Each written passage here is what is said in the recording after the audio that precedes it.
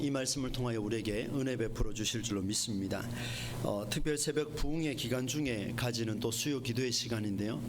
눈이 오고 비가 오고 또 이렇게 피곤한 시간일 것 같아서 얼마나 오실까 좀 생각을 했는데 역시나 제가 믿음이 좀 부족한 것 같습니다. 우리 주위 분들과 한번 인사를 나누고 말씀을 듣도록 하겠습니다. 이렇게 한번 인사하겠습니다. 참 대단하십니다. 인사하겠습니다. 대단하십니다. 네, 주를 향한 열심은 경쟁입니다. 천국은 침노하는 자의 것이라고 말씀해 주셨기 때문에 하나님이 주시는 은혜가 오늘 수요 기도를 통해서도 여러분에게 함께 하시기를 주의 이름으로 축원합니다. 여러분, 오늘 우리가 함께 나눌 성경 말씀은 예수님께서 세례 요한에게 세례받는 장면이 나오고 있습니다. 이 장면은 예수님께서 이제 공생애를 시작하고 있는 그런 장면이기도 하지요. 저는 오늘 이 예수님과 요한 이 두 사람의 대화 장면 속에서 우리에게 주시는 하나님의 은혜를 한번 찾아보려고 합니다. 요한은 광야에서 살아가던 선지자이자 가르치는 자였습니다. 우리가 잘 알고 있는 대로 요한이라는 사람은 청빈함의 대명사입니다. 그의 옷 매무새를 보게 되면은 낙타토롯을 입고 허리에 가죽띠를 띠고 또 메뚜기와 석청을 음식으로 살던 그런 사람이 바로 세례 요한이죠. 그가 유대 광야에서 외쳤습니다. 이렇게 외쳤습니다. 회개하라, 천국이 가까이 왔느니라. 예수님께서 선포했던 내용과 동일합니다. 회개하라, 천국이 가까이 왔느니라. 그러면서 이사야 선지자가 이사야 40장 3절의 말씀을 인용해서 요한이 이렇게 말합니다. 광야에 외치는 자의 소리가 있어 이르되 너희는 주의 길을 예비하라. 그가 오실 길을 곧게 하라. 모든 골짜기가 메워지고 모든 산과 작은 산이 낮아지고 굽은 것이 곧아지고 험한 길이 평탄하여질 것이요 모든 육체가 하나님의 구원하심을 보리라. 이렇게 대선언을 남겼습니다. 예수님께서 오실 길을 이 세례 요한이 준비하고 있는 그런 장면이 나오고 있죠. 그런데 여러분, 오늘 이 내용을 딱 보시면 놀라운 점이 있습니다. 그게 뭐냐 하면 회개를 선포했던 요한의 소리를 들은 사람들의 반응이었습니다. 회개를 선포한 그 요한의 말을 들은 사람들이 13절에 보니까 앞쪽에 나와 있는데요. 제가 당장 못 찾겠네요. 그 내용을 보고 사람들이 어떻게 반응을 하냐면은 예루살렘과 온 유대와 요단강 사방에서 그에게 찾아오는 그 모습이 등장을 하고 있습니다. 여러분, 그 3장 5절 말씀 한번 보시겠습니까? 3장 5절 우리가 함께 한번 읽어봅시다. 시작. 이때에 예루살렘과 온 유대와 다 그에게 나와 예루살렘과 온 유대와 요단강 사방에서 다 그에게 나왔다 그럽니다. 요한이 회개를 선포했는데요, 처음으로 선포를 했습니다. 근데 사람들이 몰려들기 시작했어요. 그리고 난 뒤에 6절 말씀에 보니까 함께 또 한번 읽어보겠습니다. 6절입니다. 시작. 자기들의 죄를 자복하고 요단강에서 그에게 세례를 받더니 너무나 놀라운 일이 벌어졌습니다. 세례 요한이요, 회개하라, 천국이 가까이 왔느니라 선포했더니만 사람들이 몰려들기 시작하는데 예루살렘뿐만 아니라 온 유대 사방에서 그에게 다가왔고 무엇보다도 모였던 그 사람들이 하는 이야기가 동일하게 자기들의 죄를 자복하는 놀라운 일이 벌어졌습니다. 회개에 합당한 열매들이 맺어지기 시작했습니다. 아이들이 그런 용어를 많이 쓰죠. 인싸, 이런 용어를 많이 씁니다. 아싸가 아니고 인싸입니다. 인사이더라 그래서 유명한 사람을 가리켜서 그렇게 표현하는데, 그때 당시에 가장 인사가 아마 이 세례 요한이 아닐까, 그렇게 한번 생각을 해봤습니다. 그때였습니다. 갑자기 예수님이 갈릴리에서 요단강으로 이동해 왔습니다. 오늘 본문으로 이제 들어가게 되는데, 그리고 요한에게 세례를 받겠다 이렇게 선언을 했습니다. 여러분, 예수님을 맞을 준비를 하고 있는 세례 요한에게 찾아와서 내가 당신에게 세례를 받아야 합니다, 이렇게 이야기를 했습니다. 요한은 예수님께서 자신에게 세례를 받을 만한 인물이 아니라는 점을 너무나 명확하게 알고 있었습니다. 그래서일까요? 요한은 예수님의 요청을 반복해서 거절합니다. 또 거절합니다. 그리고 말렸습니다. 13절 14절 말씀인데요, 이 내용을 보시면 예수님께서 요한에게 세례를 받으시려고 요단강으로 요한을 찾아오셨는데, 그러나 요한은 내가 선생님께 세례를 받아야 할 터인데 선생님께서 내게 오셨습니까? 라고 하며 말리는 장면이 왔습니다. 오히려 제가 예수님에게 세례를 받아야 하는데 예수님 왜 그러십니까? 좋게 이야기하면 왜 오셨습니까? 하지만 조금 더 심하게 이야기하면 왜 날 괴롭히십니까? 이 얘기 아니겠습니까? 내가 당신에게 세례를 받아야 되는데 왜 거꾸로 되어서 나를 이렇게 힘들게 합니까? 이렇게 이야기를 했습니다.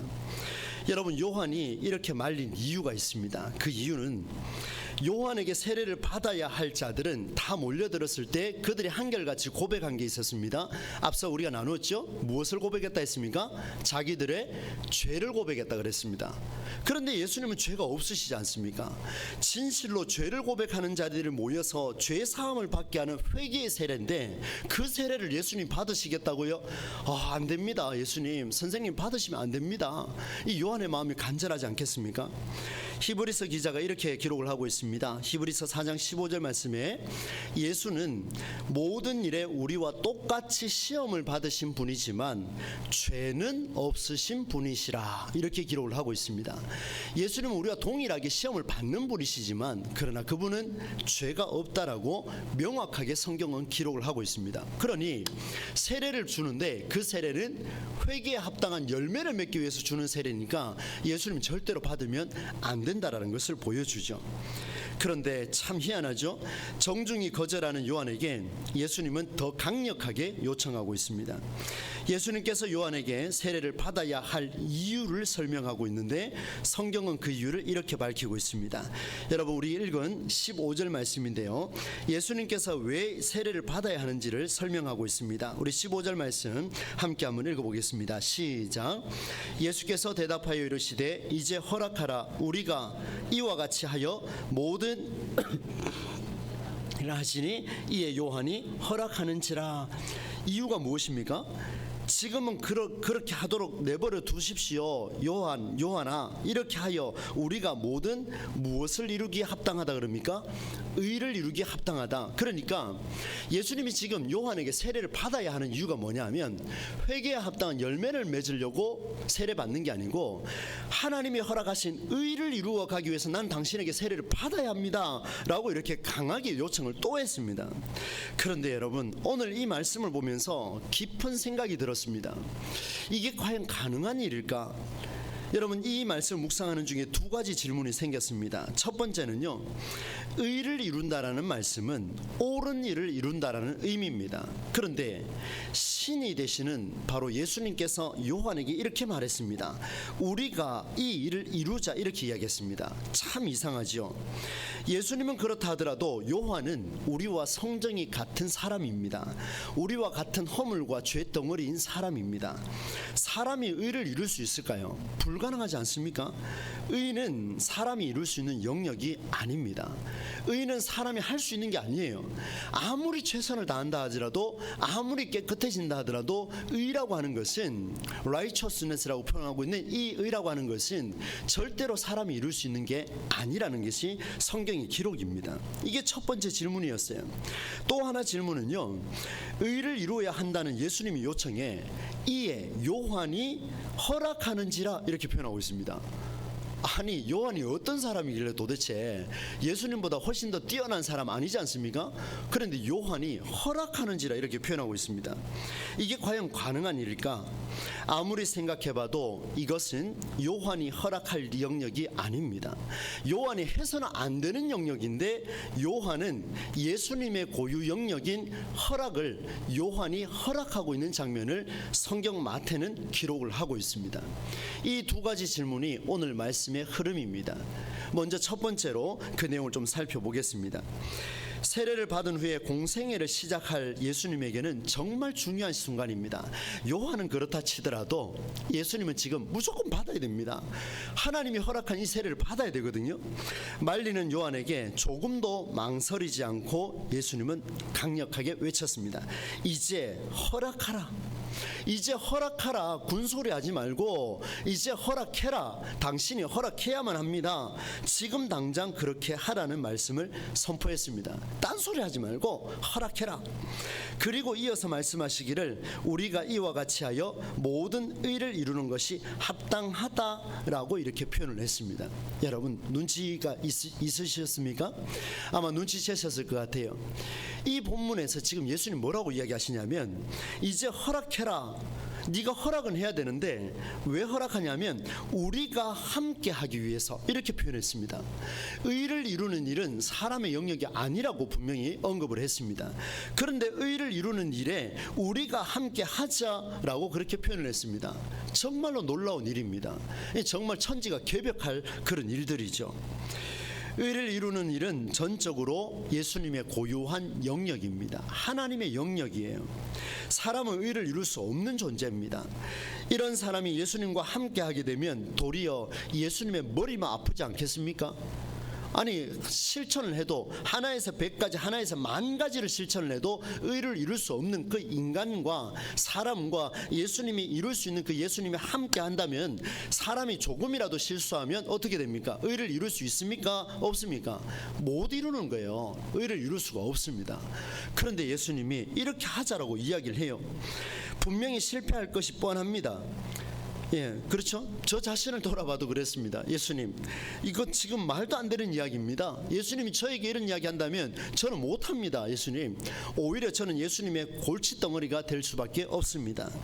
사람과 함께 의를 이루는 길은 멀고도 험한 길입니다. 앞으로 인류가 멸망하기 전까지는 불가능하지 않을까 그런 생각이 듭니다. 그런데 예수님은 달랐습니다. 예수님은 내가 하겠다고 하지 아니하고 우리가 이렇게 하자라고 그렇게 말씀하셨습니다. 상당히 우리에게 주는 의미가 큽니다. 왜 그럴까요? 우리가 하자라는 이 뜻이 하나님의 마음이기 때문에 그렇습니다. 주님은 우리와 함께 하기를 원하십니다. 주님은 우리를 통해서 일하기를 원하십니다. 남일 보듯 머물지 말고 의를 이루어가는 이 일에 함께 하자. 최 목사야 함께 하자. 모 권사야, 모 장로야, 모 집사야, 모 성도야, 나와 함께 하자. 뒷일은 네가 책임질 일이 아니고 내가 책임질 테니까 이 일에 나와 함께 하자. 이것이 내 뜻이다 라고 예수님께서 지금 말씀하고 있습니다. 여러분 콜링이라고 우리가 말하지 않습니까? 소명 그렇게 이야기를 합니다. 여러분 죄 많은 우리가 콜링 받아본들 뭐 하겠습니까? 의를 이룰 수 없는데 여기 우리 교육자들도 있지만 우리는 소명 받은 자라고 우리는 당당하게 이야기를 합니다. 근데 참 부끄러운 일이죠. 오늘도 실수하고 내일도 실수하는 게 목회자들인데 여전히 콜링하고 있다라고 이야기 우리는 받아들이고 있으니 기가 막힐 일 아닙니까? 그런데 이 콜링이 뭐라고 하냐면 주님이 일하고 나는 쉬겠다라는 것이 아니라 주께서 우리와 함께 그 일을 감당하자고 초대하는 게 뭐냐면 콜링입니다. 하나님이 우리와 함께 하고 싶어서 이 일을 감당을 같이 하자라고 이야기하는 게 콜링이죠. 여러분 생각해 보십시오. 이것이야말로 전능함의 최고 가치 아니겠습니까? 왜 그렇습니까? 전능하지 않다면 우리 하나님이 전능하지 않다면 불안하고 미숙한 그 미숙함 덩어리인 우리와 함께 하자고 요청하겠습니까? 본인이 전능하지 않는데 우리는 언제나 허점투성이지 않습니까? 그러니 보십시오. 이런 허점투성이 불안하고 미숙하고 좌절하고 또다시 울고 불고 불평하는 우리와 함께 일하자고 하는 그 하나님에 보면 그분 전능하신 게 맞습니다.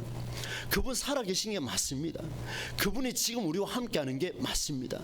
그분은 우리가 흔들리지 아니하도록 때로는 우리가 흔들릴지라도 바른 방향으로 갈 수 있도록 이끌어주시는 그분이 바로 우리가 믿고 있는 살아계신 하나님이십니다.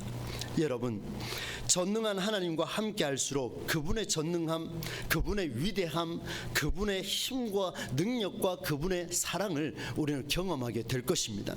우리는 계속 실수하지만 그분은 전능하십니다.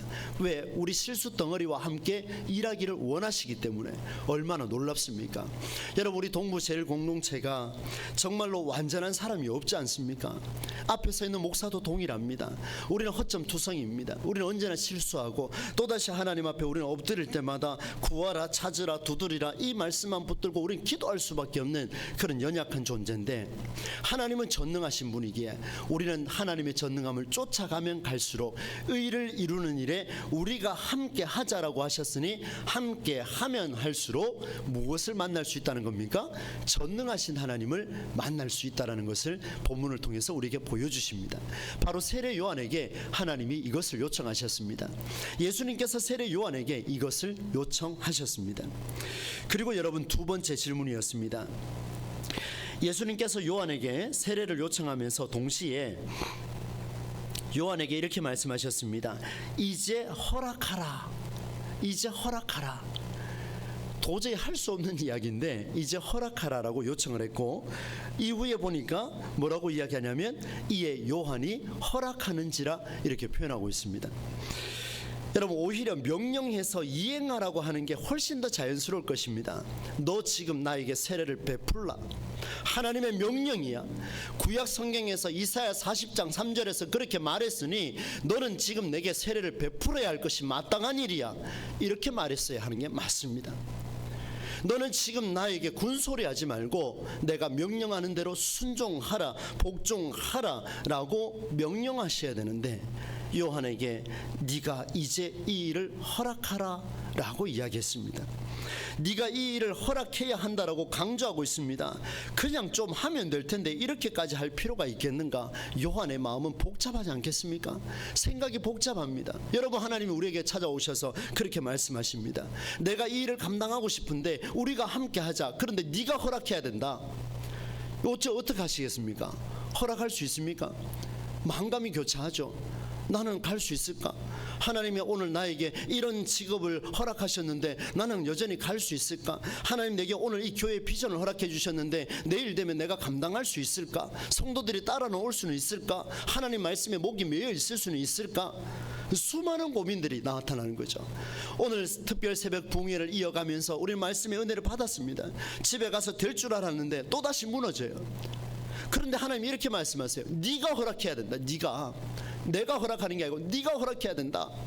나는 명령해서 바꿀 수 있지만 네가 허락하지 않으면 안 되는 일이다. 무엇이요? 우리가 함께 해야 할 의를 이루어가는 일을 네가 허락해야만 한다. 상당히 놀라운 대목입니다. 예수님은 요한에게 중요한 말씀을 이어가고 있습니다. 우리가 이 일에 함께 하자. 그러나 참으로 놀라운 요청임에도 불구하고 예수님께서는 요한에게 네게 요청한 자에게 끌려갈 가능성을 경고하고 있습니다. 여러분, 집중하셔야 합니다. 책임 있는 존재가 아니라 수동적인 존재로 인식할 수 있는 위험을 말씀해 주고 있습니다. 우리는 예수님을 따라가는 존재들입니다. 예수님의 제자들입니다. 예수님께서 이렇게 말씀하셨습니다. 나를 따르라. 따르지 아니하고는 어떤 선택권도 없는 우리에게 말씀하셨습니다. 그러나 그것은 네가 허락해야 할 일이다. 네가 따라와야 된다. 네가 허락해서 와야 되는 일이다. 내가 따라오라고 해서 수동적으로 따라오는 게 아니고 수동적인 존재가 아니라 너는 책임 있는 존재가 되어야 한다는 것을 말씀해 주고 있습니다. 사랑하는 여러분, 네가 이 일을 허락해야만 한다. 수동적인 생각과 신앙의 패턴에서 벗어날 것을 강력하게 요청하고 있습니다. 저는 부목사 생활을 10년 넘게, 또 교육전도사, 전임전도사 생활을 또 10년 넘게, 합하여 20년이 넘는 세월을 그렇게 목사로 살았습니다. 교육자로 살면서 이런저런 생각을 참 많이 했습니다. 어떻게 하면 담임 목사님의 목회를 따라갈 수 있을까? 수많은 생각을 하고 그렇게 했었습니다. 그런데 시키는 일만 하고 있으니 내가 지금 살아가는 게 맞는가? 나는 이렇게 수동적으로 살아가게 있는 게 맞는가?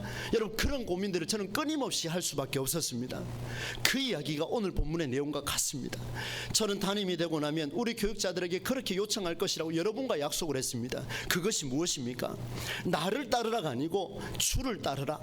나를 따르라, 내 명령을 받들라가 아니고 성경의 메시지를 들으라. 성경의 말씀을 들으라. 그리고 거기에 복종하라.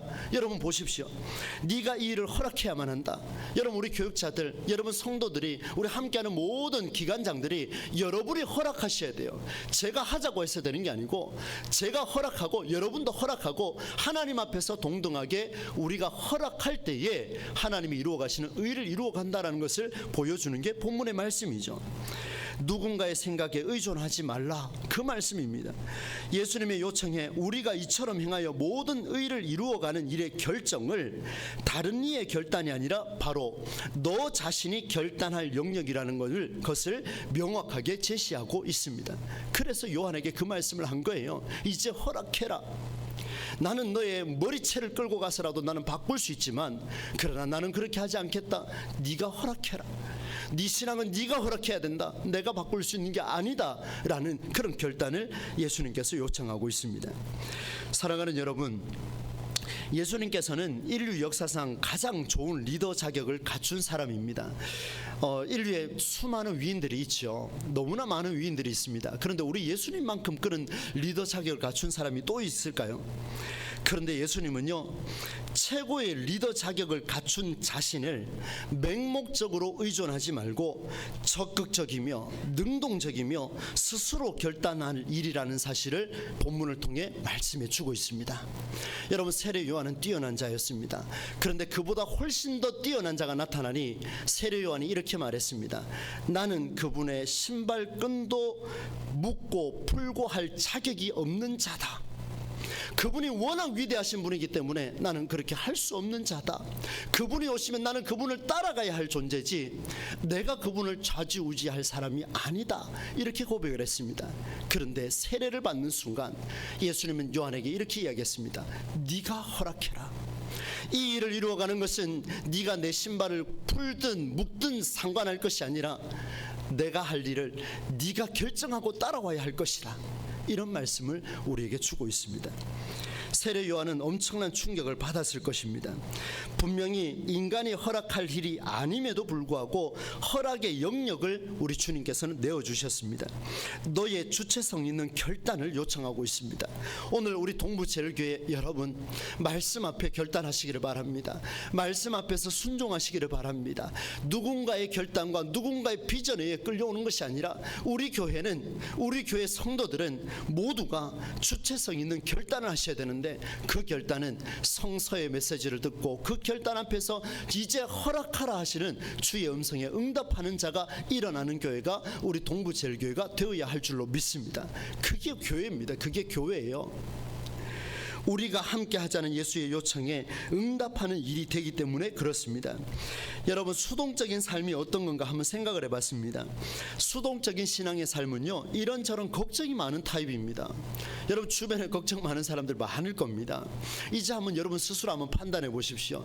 나는 걱정 많은 사람인가? 부끄럽습니다. 여러분, 이 목사로 살아가는 제가 사실 좀 걱정이 많습니다. 여러 걱정이 많습니다. 비가 오고 눈이 오면 아들이 자전거를 타면 미끄러지지 않을까? 그것부터 시작해갖고요, 별의별 생각을 다 합니다. 오만 걱정을 다 하고 있어요. 여러분, 그렇게 걱정 많은 사람입니다. 수동적인 신앙의 삶은 이런 걱정이 많습니다. 왜? 적극적으로 움직이지 않으니까요. 다른 사람의 눈치를 자주 의식합니다. 그렇지요? 누군가 자기 일을 결정해 주기를 기다리는 우유부단한 성격의 그런 소유자가 어쩌면 이런 스타일이 아닐까 조심스럽게 말씀을 드립니다. 내 신앙의 패턴을 누군가가 만들어 주기를 기다리는 자는 끝내 자신의 신앙의 패턴을 찾을 수가 없습니다. 우리는 자녀들에게 양육할 때 무엇을 가르치시겠습니까? 부모가 만들어왔던 신앙의 패턴을 주고 싶습니까? 11조 해라, 감사 예물 드려라, 생일 예물 드려라, 성교 예물 드려라, 구제 예물 드려라, 건축 예물 드려라. 왜 그리 많습니까? 자녀들이 그런 말 하지 않겠습니까? 부모가 하는 것을 닮아가는 게 아니고 그 아이 스스로, 그 학생 스스로, 그 청년 스스로가, 그 배우자 스스로가 하나님 앞에서 스스로 허락하고 돌아오는 그 시간까지 내 자신이 하나님 앞에서 내가 허락하여 어디까지 가는지를 삶의 본이 되어주는 게 그것이 진짜 신앙의 모습이 아니겠습니까? 소극적이며 수동적이죠. 그러나 능동적이며 적극적인 신앙의 삶은요, 이런저런 걱정에 사로잡혀 있을 시간이 없습니다. 왜 그런지 아십니까? 빨리 해야 되거든요. 이제 허락하라 말하지 않습니까? 이제 허락해야 되는데 허락 안 하고 망설이고 있는 거예요. 이걸 줘야 되나 말아야 되나, 내가 예수님 머리에 손을 올리면 어찌 되겠노, 뭐 이런 생각을 하고 생각하고 있으니까 움직이지 못하는 거예요. 그런데 이제 허락해라. 지금 하라. 생각하지 말고 지금 하라. 말씀에 응답하라. 예수님께서 말씀하고 있습니다. 함께 하자, 우리가 함께 하자, 이 말은요, 움직일 시간조차 부족하다라는 것을 보여줍니다. 뒤돌아볼 여유가 없기 때문에 이제 해야 될 수밖에 없습니다. 그러니 한번 보십시오. 15절 안에 예수님께서 이제 허락하라 라고 이야기하니까 요한이 머뭇거리지 않습니다. 즉시 허락해버립니다. 이에 요한이 허락하는지라 말씀에 그대로 응답해버렸습니다. 더 이상 고민할 게 없거든요. 예수님 말씀에 그대로 순종해버리는 그 일이 나타났습니다. 예수님께서는 요한에게 지금 요청하셨습니다. 마음을 열라, 받아들이라, 지금 허락하라. 내일, 모레, 일주일 뒤에 아니죠. 이번 특별 새벽 부흥회를 하면서 제가 그런 제목을 달았지 않습니까? 행복을 찾아 떠나는 여정. 이 새 출발의 행복을 찾아 떠나는 여정, 우리는 행복을 찾기 위해서 떠났는데 1년 주제를 보니까 행복한 삶을 열어가는 복음입니다. 그 복음이 행복한 삶을 열어간다는 확신을 갖고 있다면 오늘 우리는 주저할 이유가 없습니다. 말씀이 들릴 때마다 그 말씀에 응답하는 길밖에 없습니다. 그 말씀이 들릴 때마다 내가 결단할 수밖에 없습니다. 지금 하는 것밖에 없습니다. 내일 하는 게 아니라 지금 허락하라. 우리가 함께 이 일을 감당하자, 함께 의를 이루어가자. 주님, 의를 이루어가는 것은 이 최 목사가 할 수 있는 일이 아닙니다. 아닙니다. 이렇게 말하지 말고 네 못하는 거 알고 있다. 그러니 우리가 함께 하자. 내가 뒷일을 책임질 것이니 너는 지금 그 일을 허락하라 말씀하고 있습니다. 사랑하는 여러분, 주님께서는 요한에게 요청했던 것처럼 오늘 우리에게 이렇게 요청합니다. 지금 허락하라. 우리가 함께 의로운 일을 이루어 가자. 우리가 함께 할 이 일에 수동적으로 끌려오지 말고 네가 결단하고 함께 하자. 이 말씀입니다. 교회의 봉사직을 여러분들 많이 맡으셨습니다. 저는 담임 목사로서 여러분에게 너무나도 감사하고 있습니다. 정말 한 분 한 분 너무나도 감사하게 생각하고 있습니다. 부장을 맡지 않아도 곳곳에서 헌신하는 손길들 잊을 수가 없습니다. 저는 기도할 때마다 그분들의 얼굴을 떠올리며 그의 자녀들을 두고 기도하고 있습니다. 거짓말이 아닙니다. 너무나 간절하게 그렇게 기도하고 있습니다. 사랑하는 여러분, 여러분은 어떻습니까? 봉사직을 감당할 때 여러분 스스로가 결단하고 그렇게 헌신하고 계십니까? 아니면 누가 임명해 주기를 기다리고 계십니까? 여러분, 교회의 조직은 임명하는 순간 변질될 위험이 가장 큽니다. 임명하는 순간 그건 사람의 생각이 들어갈 가능성이 높습니다. 임명하는 순간 상처받을 사람이 생길 가능성이 매우 높습니다. 직분을 부여하는 순간 상처받을 사람, 교회를 떠날 사람 수두룩합니다. 너무나 많습니다. 하나님이 그걸 위해서 우리에게 직분을 주셨습니까? 하나님이 그것을 위해서 우리에게 봉사직을 주셨습니까? 그렇다면 우리는 회개해야 될 것입니다. 하나님은 그 일을 위해 주신 것이 아니라 우리가 함께 하자. 이제 네가 허락하고 네가 결단하고 네가 일어서고 네가 움직이기를 바라고 계시는 하나님의 마음이 저에게도 들리고 여러분에게도 오늘 말씀을 통해 오늘 우리에게 말씀하고 있습니다. 하나님이 이 세상을 사랑하셔서 독생자를 보내신 이유가 무엇입니까? 허물과 죄로 죽은 불쌍한 영혼들을 머리채 끌어당겨서 야 가자, 천국으로 가자, 이렇게 하려고 오셨습니까? 아니면 회개하라, 천국이 가까이 왔느니라 선포하러 오셨습니까? 머리채 끌고 가면 얼마나 편합니까? 자녀들 양육할 때 한 대 때리면 금방 효과가 드러납니다. 공부 안 하고 게임만 하고 있으면 들어가서 실컷 뭐라 하면 됩니다. 바뀝니다. 네가 네 돈으로 컴퓨터 샀네, 이 말 한마디 하면 끝나는 거 아닙니까? 끝나는 거죠. 그런데 여러분, 그렇게 해서 되겠느냐 이 말입니다. 그렇게 해서 아이들이 돌아오던가요? 안 돌아옵니다. 그렇게 해서 청소년들이 돌아오던가요? 그렇게 해서 청년들이 교회를 떠났는데 돌아옵니까? 안 돌아옵니다. 여러분, 막연하게 기도하고 있다고 돌아온다고요? 천만의 말씀요. 그렇지 않습니다. 오늘 성경은 우리에게 진정으로 우리에게 말씀하고 있습니다. 가슴을 울리고 있습니다. 주님이 그렇게 하지 않으셨어요. 주님이 내가 하는 대로 해라 그렇게 말하지 않았습니다. 독생자 예수는 이 땅에 오셔서 선포하셨습니다. 회개하라, 천국이 가까이 왔느니라. 너희의 결단으로 하나님을 마주하라. 너희의 결단으로 여호와를 마주하라. 너희의 결단으로 허락하여 지금 나 예수를 마주하라. 그리할 때 신앙의 자신 자신감이 생길 것이다. 네가 신발끈을 풀든 묶든 상관없이 내가 지금 너에게 말하는 이제 허락하라는 그 말에 네가 응답할 수 있겠느냐? 요한은 15절 안에서 즉시 허락했습니다. 우리가 보면 교만해 보이죠. 우리가 보면 도저히 있을 수 없는 이야기입니다. 그러나 그는 응답했습니다. 남의 결단으로 내 삶을 살아가는 일은 자신감도 떨어뜨리고 물론 자존감마저도 떨어뜨리고 말 것입니다. 끝없이 추락할 것입니다. 누군가에게 끌려간다면 결국에는 그게 아니라는 것이 밝혀졌을 때 눈물이 날 것입니다. 허송세월이라고 표현을 하겠죠. 사랑하는 여러분, 말씀을 한번 맺어보겠습니다. 저는 두 가지의 질문을 가지고 말씀을 전개를 했습니다. 오늘 메시지는 세례 요한에게 예수님이 찾아오셔서 세례를 요청했습니다. 그에게 이렇게 말씀하셨습니다. 허락해라. 우리가 의를 이루어가는 일을 함께 하자. 의를 이루어가는 것은 사람이 할 수 있는 일이 아니라 했습니다. 그럼에도 불구하고 그 하나님께서 불쌍한 우리를 통하여 우리가 함께 동부제일교회를 세워가자. 동부제일교회를 내 몸으로 만들었지만 너희가 함께 세워가자. 실수투성이고 또 싸우고 또 분열이 일어날지는 모르지만 아직까지는 그런 일이 없어서 감사하고요. 앞으로도 그런 일이 있어서는 안 되겠지만 서로가 서로를 헐뜯고 또 마음이 상하고 상처받고 이런 일들이 생겨서는 안 되는 이런 일들 속에 의를 이루어가자. 아름다운 공동체를 이루어가자. 행복을 열어가자. 누가요? 우리가 하자는 거예요. 우리가. 하나님 해 주시옵소서. 그 말은 누구나 할 수 있는 거예요. 누구나 할 수 있습니다. 가까이 가도 할 수 있어요. 이루어 달라고요. 누구나 할 수 있는 거 아닙니까? 그런데 성경은요 놀랍습니다. 성경은 그 전능하신 하나님께서 우리에게 요청하셨습니다. 죄 많은 너와 내가 함께 하기를 원하노라. 죄 많은 너와 내가 함께 밥 짓기를 원하노라. 죄 많은 너와 함께 내가 주차 관리하기를 원하노라. 무슨 말인지 이해가 되십니까? 죄 많은 너와 함께 내가 말씀을 연구하기를 원하노라. 허물덩어리인 너를 통해서 강단을 통해 말씀을 선포되기를 내가 원하노라. 얼마나 감격입니까 여러분? 우리에게 허락하신 하나님의 영역이고 허락입니다. 우리가 지금 그 일을 함께 하자는 요청을 받았습니다. 그리고 두 번째가 요한은 강한 요청에 거절했다가 다시 그 일을 허락했습니다.